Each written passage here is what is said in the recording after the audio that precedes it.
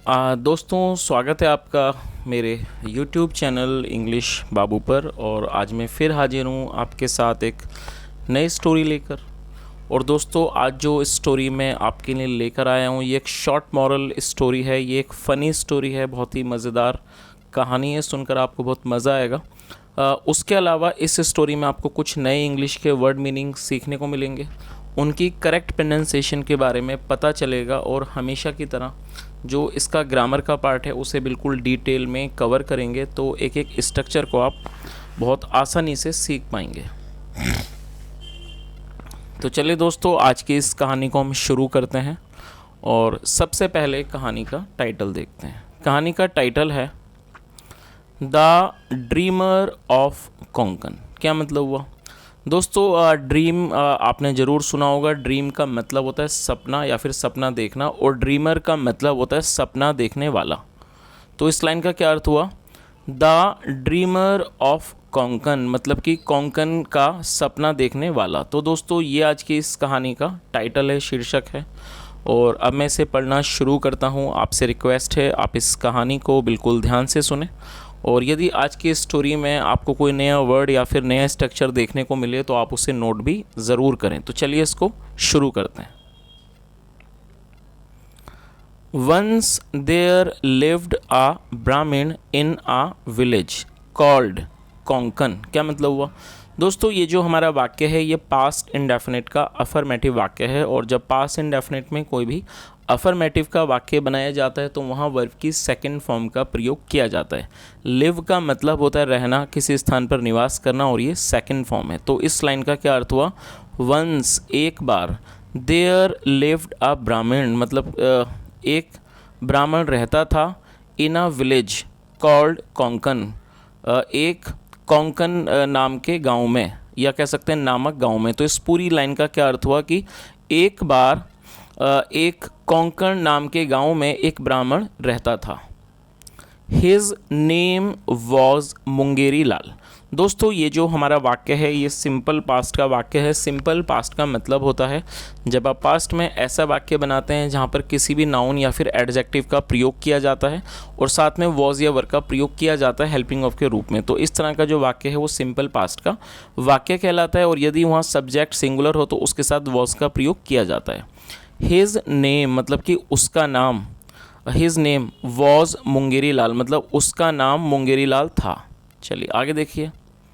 One day, एक दिन, as he was coming back after begging, he found a pot of flower left at the side of the road. क्या मतलब हुआ?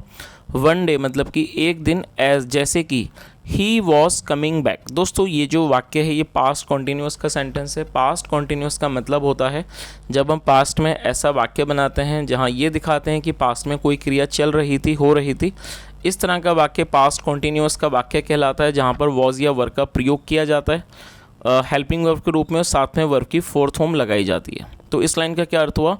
One day, एक दिन, as जैसे कि, ही वॉज कमिंग बैक, मतलब जब वह वापस आ रहा था, जैसे कि वापस आ रहा था। आफ्टर बैगिंग, आफ्टर बैगिंग मतलब कि भिक्षा मांगने के बाद। ही फाउंड अ पॉट, और ये फाइंड, और ये हमारा पास्ट इंडेफिनिट का अफर्मेटिव वाक्य है और ये फाइंड की सेकंड फॉर्म है। फाइंड मतलब मिलना, प्राप्त होना। ही फाउंड, उसे मिला या कह सकते हैं उसे पाया। अ पॉट, एक बर्तन। पॉट मतलब कोई जार, बड़ा बर्तन, उसे पॉट कहा जाता है, या कह सकते हैं पात्र। He found a pot of flower, मतलब उसे एक फ्लावर मतलब कि आटे का एक बर्तन मिला। लेफ्ट, पड़ा हुआ, मतलब कि पड़ा हुआ। लेफ्ट मतलब कि जो वहाँ छूटा हुआ था। Eight the side of the road, सड़क के किनारे पर। तो इस पूरी लाइन का क्या अर्थ हुआ कि एक दिन, as he was coming back after begging, मतलब जब वह भिक्षा मांगने के बाद वापस आ रहा था। ही found a pot of flower left at the side of the road, उसे सड़क के एक तरफ, या कह सकते हैं सड़क के किनारे पर आटे से, मतलब आटे का एक पात्र मिला। चलिए आगे देखिए। He happily took it and came back home. दोस्तों, हैप्पीली एडवर्ब है जिसका मतलब होता है खुशी से, और एडवर्ब का मतलब होता है ऐसा शब्द जो किसी वर्ब की विशेषता को बताए। और ये टेक की सेकंड फॉर्म है, टेक मतलब ले जाना और second form took. He happily took it, वह खुशी खुशी उसे ले गया। एंड केम बैक होम, और घर वापस आ गया। चलिए आगे देखिए।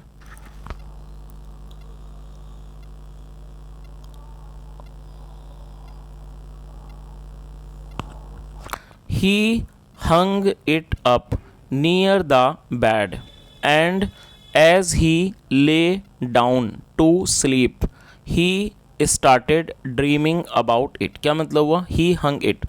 और दोस्तों हैंग का मतलब होता है किसी चीज़ को टांगना, और ये सेकंड फॉर्म है। और ये जो इट है वो उस बर्तन के लिए प्रयोग किया गया। ये एक प्रोनाउन है। प्रोनाउन का मतलब होता है सब्जेक्ट के स्थान पर जो हम शब्द का प्रयोग करते हैं उसे प्रोनाउन कहा जाता है। ही हंग इट, उसने उसे टांग दिया। अप, ऊपर, नियर द बेड मतलब उसने बेड के ऊपर टांग दिया। एंड, और एज ही ले डाउन, और जैसे वो नीचे लेटा, टू स्लीप, सोने के लिए। He started dreaming about it, वह उसके बारे में सोचने लगा, या कह सकते हैं वह उसके बारे में he started dreaming about it, वह उसके बारे में सपना देखने लगा। ड्रीम का मतलब होता है सपना देखना। तो इस पूरी लाइन का क्या अर्थ हुआ? He hung it up near the bed, मतलब उसने उसे बेड के पास टांग दिया। And as he lay down, और जैसे वो नीचे लेटा, टू स्लीप, सोने के लिए। He started dreaming about it, वह उसके बारे में सपना देखने लगा। चलिए आगे देखिए। टुमारो, कल, I would go and sell this flower in the market. क्या मतलब हुआ? टुमारो आई वुड गो, कल मैं जाऊंगा, आई वुड गो मैं जाऊंगा, एंड सेल दिस फ्लावर, और इस आटे को बेच दूंगा, इन द मार्केट, बाजार में। ही थॉट, उसने सोचा। देन, फिर, I would go and buy a goat, उसने क्या सोचा? देन, फिर, आई वुड गो, मैं जाऊंगा, एंड बाय अ गोट, और एक बकरी खरीदूंगा, विद इट, इससे। The goat would give milk and after some day it will also give birth to a kid. क्या मतलब उसने क्या सोचा? The goat would give milk, जो गोट है, बकरी है, वुड गिव मिल्क, वो दूध देगी। एंड आफ्टर सम डे, और कुछ दिनों के बाद, it will also give birth to a kid, वो एक बच्चे को भी जन्म देगी। The kid would grow up, grow up का मतलब होता है बढ़ना। The kid would grow up, जो किड है, बच्चा है, वुड ग्रो अप, वो बड़ा होगा। टू बी अनदर गोट, एक दूसरे बकरी के रूप में, मतलब एक अन्य बकरी के रूप में वो बड़ा होगा। सून मतलब जल्दी ही। I will have,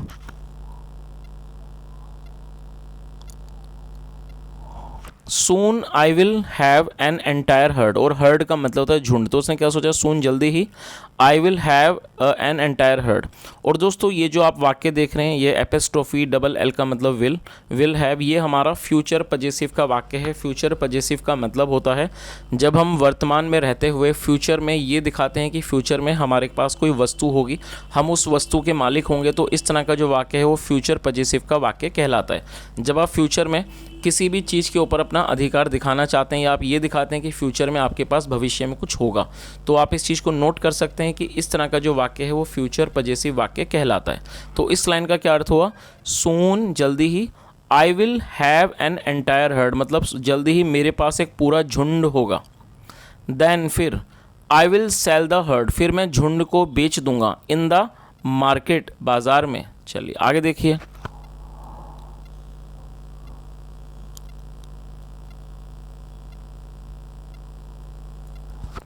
after some days मतलब कि कुछ दिनों के बाद, I would buy my self a herd of cows. उसने क्या कहा कि आफ्टर सम डेज कुछ दिनों के बाद, I would buy my self a herd of cows मतलब मैं अपने खुद के लिए एक गायों का एक झुंड खरीदूंगा, विद द मनी पैसों से। They too will flourish like the goats. और दोस्तों आप इस वर्ड को नोट कर सकते हैं, फ्लोरिश का मतलब होता है फलना फूलना, और ये वर्ब की फर्स्ट फॉर्म है।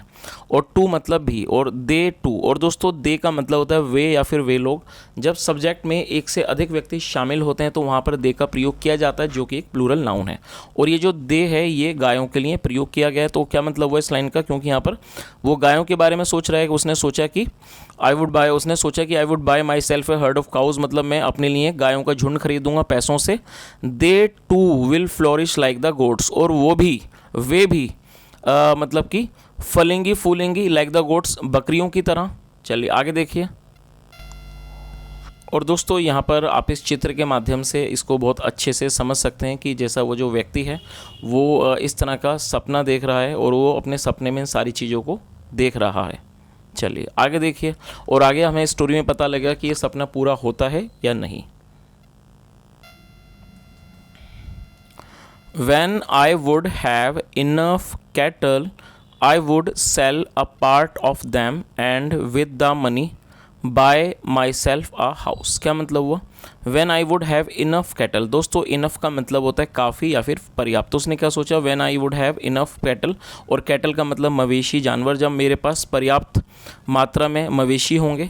I would sell a part of them, मतलब मैं उनमें I would sell part of them मतलब उनमें से एक जो हिस्सा है उसे बेच दूंगा।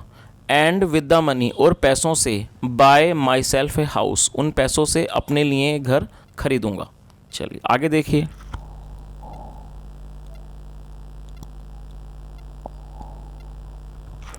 One day I would be the richest man in the village. दोस्तों ये जो वर्ड है आप इसे नोट कर सकते हैं। रिच का मतलब होता है अमीर, और ये एक एडजेक्टिव है और इसकी सुपरलेटिव डिग्री होती है रिच, रिचर, रिचेस्ट। तो ये रिच की थर्ड सुपरलेटिव डिग्री आप इसे नोट कर सकते हैं। रिचेस्ट का मतलब होता है सबसे अमीर। तो इस लाइन का क्या अर्थ हुआ? वन डे, एक दिन, I would be the richest man in the village, मतलब एक दिन में गाँव में सबसे अमीर आदमी होऊंगा या बन जाऊंगा। चलिए आगे देखिए।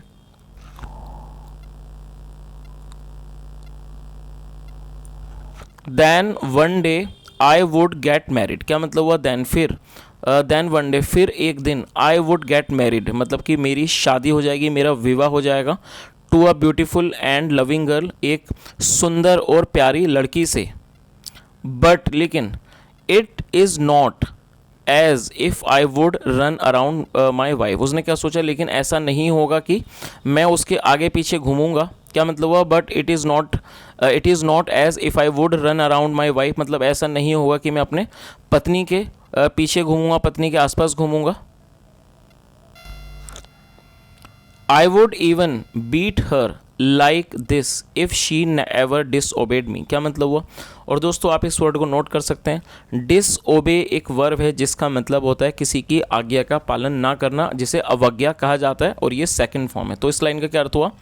आई would even beat her like this if she ever disobeyed me. क्या मतलब हुआ कि यदि उसने कभी भी मेरी आज्ञा को नहीं माना तो मैं उसकी पिटाई भी करूँगा।